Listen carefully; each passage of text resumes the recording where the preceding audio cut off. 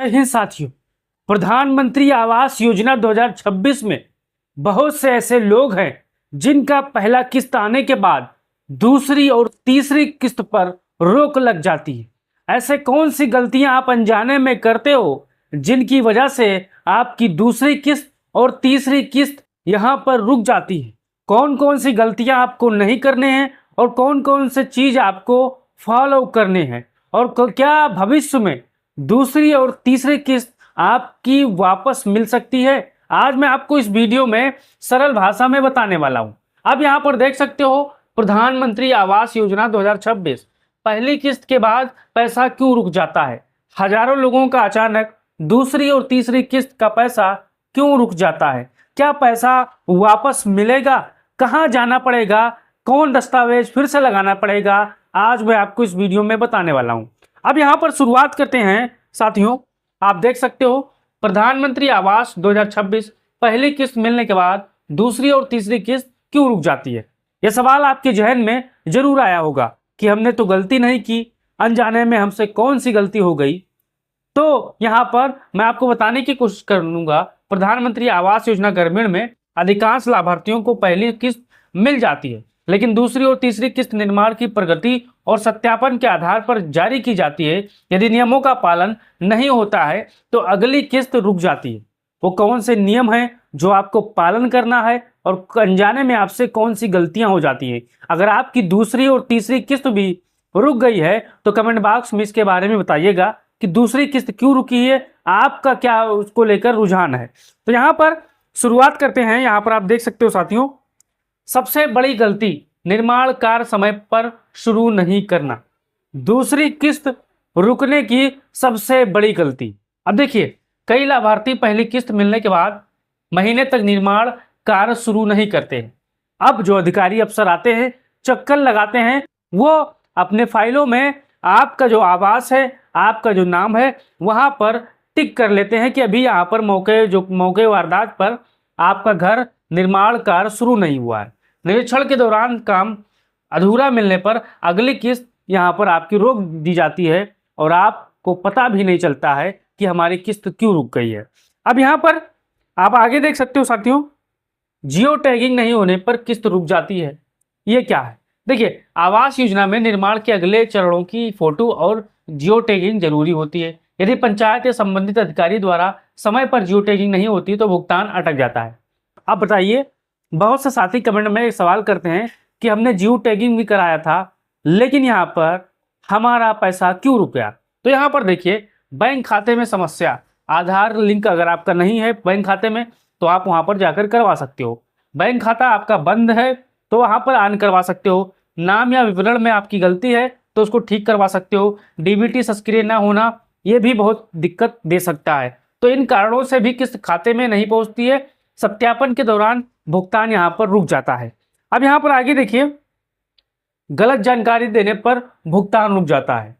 निर्माण गुणवत्ता खराब होने पर भी समस्या होती है। अब ये क्या है? अब देखिए, यदि जांच में पता चलता है कि लाभार्थी गलत जानकारी दी है, वह पात्र नहीं है, तो अगली किस्त रोक दी जाती है। कई राज्यों में पात्रता जांच और डिजिटल सत्यापन भी सख्त किए गए।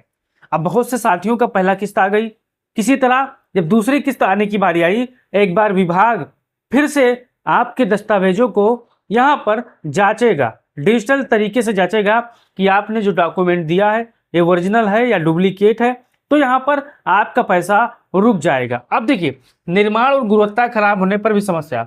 कुछ स्थानों पर दूसरी किस्त जारी करने से पहले निर्माण गुणवत्ता की जांच की जा रही है। यदि निर्माण मानकों के अनुसार नहीं पाया जाता तो आपका दूसरा किस्त भुगतान रोक दिया जाता है। अब देखिए, पहली किस्त का पैसा दूसरे में काम खर्च करना।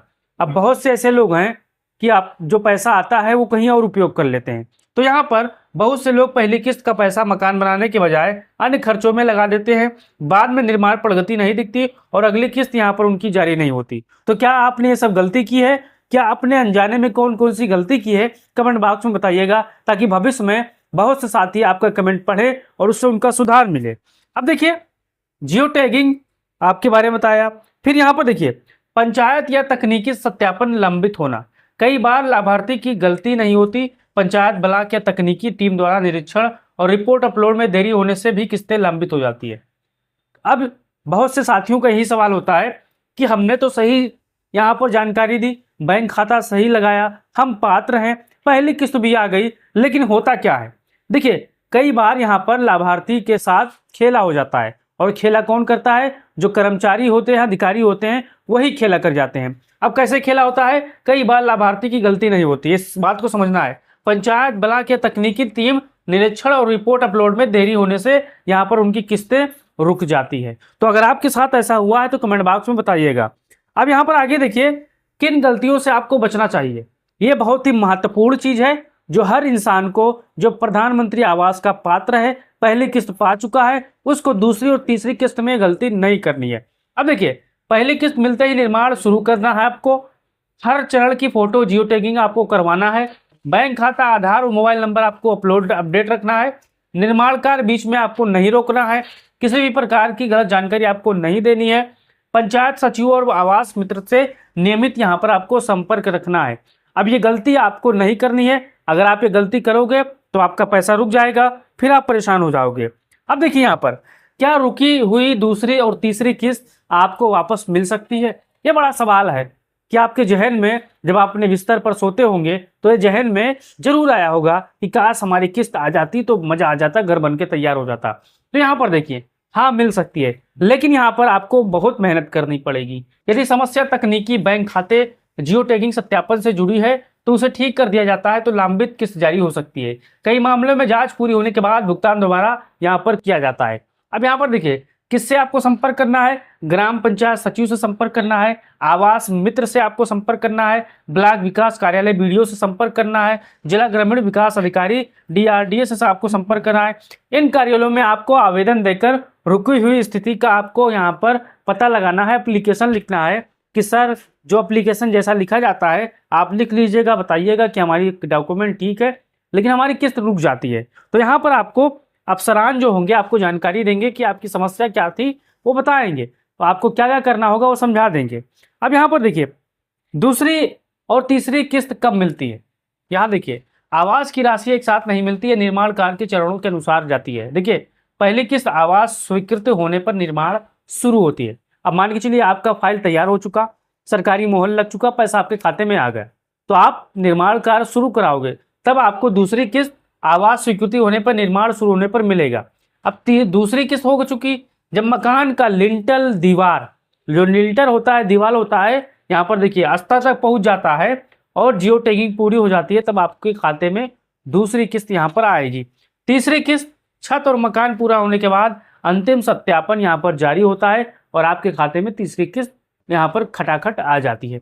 तो आपको, जो आप ये गलती कर रहे थे, अब आपको गलती नहीं करनी है, आपको सुधार करना है। और ये वीडियो, ये जानकारी आपको कैसी लगी? अगर अच्छी लगी तो अपने रिश्तेदारों को, भाइयों बहनों को भेजिए, ताकि वो भविष्य में गलती ना करे, अगर यहाँ पर पात्र हैं तो। जय हिंद।